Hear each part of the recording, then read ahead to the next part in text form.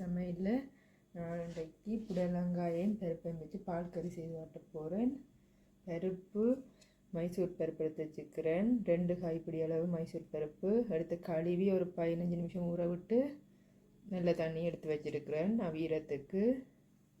புடலங்காய் ஒரு கைப்பிடி அளவு புடலங்காய், உங்களுக்கு கூட புடலங்காய் வேணுமானாலும் கூட போட்டுக்கொள்ளலாம்.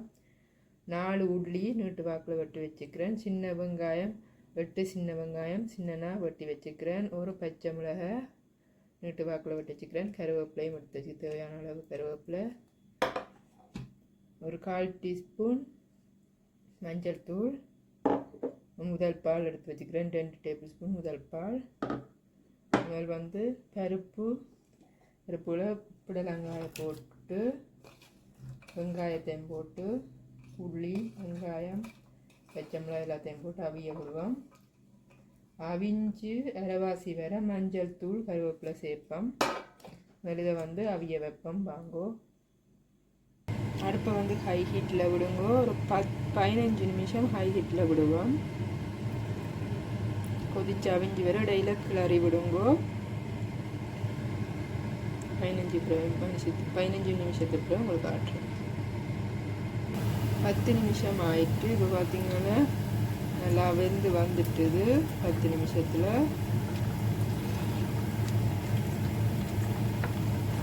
மிக்ஸ் பண்ணி விடுங்க. இதில் நீங்கள் மஞ்சள் தூள் உப்பு அதெல்லாம் சேர்க்கலாம்.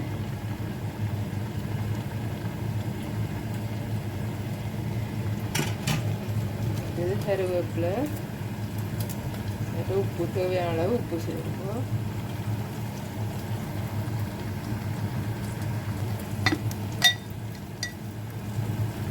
தேவையான அளவு உப்பு,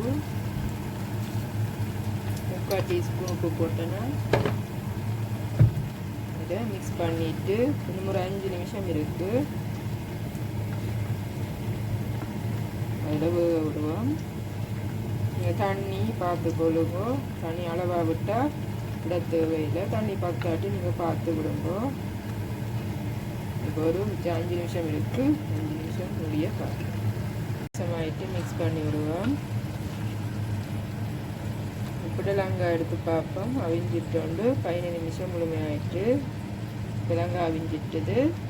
நாங்கள் முதல் பால் வச்சுருக்கிறோம் 2 டேபிள் ஸ்பூன், அதை சேர்ப்போம். சேர்த்துட்டு நீங்கள் உப்பு அளவு பார்த்து கொள்ளுங்க. உப்பு காணுமாண்டதை மிக்ஸ் பண்ணிவிட்டு மீடியம் ஹீட்டில் 1 நிமிஷம் விட்டு விடுவோம். 1 நிமிஷம் விட்டுட்டு உங்களுக்கு காட்டுறோம். 1 நிமிஷம் ஆயிட்டு மிக்ஸ் பண்ணி விடுவோம்.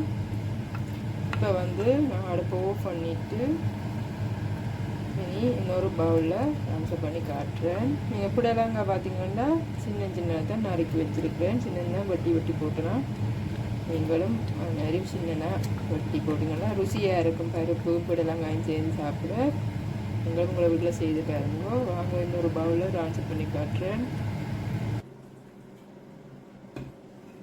பருப்பு போட்டு புடலங்காய் பால் கறி பிடிச்சிக்குமே நான் நம்புகிறேன்.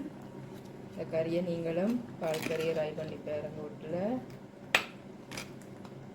நல்லா சுவையாக இருக்கும், ருசியாகவும் இருக்கும். சின்ன பிள்ளைகளும் நல்லா விரும்பி சாப்பிடுவீங்க.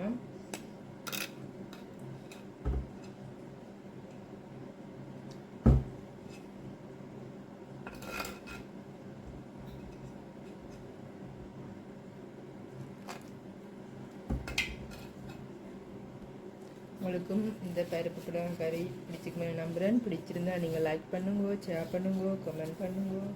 நன்றி, வணக்கம்.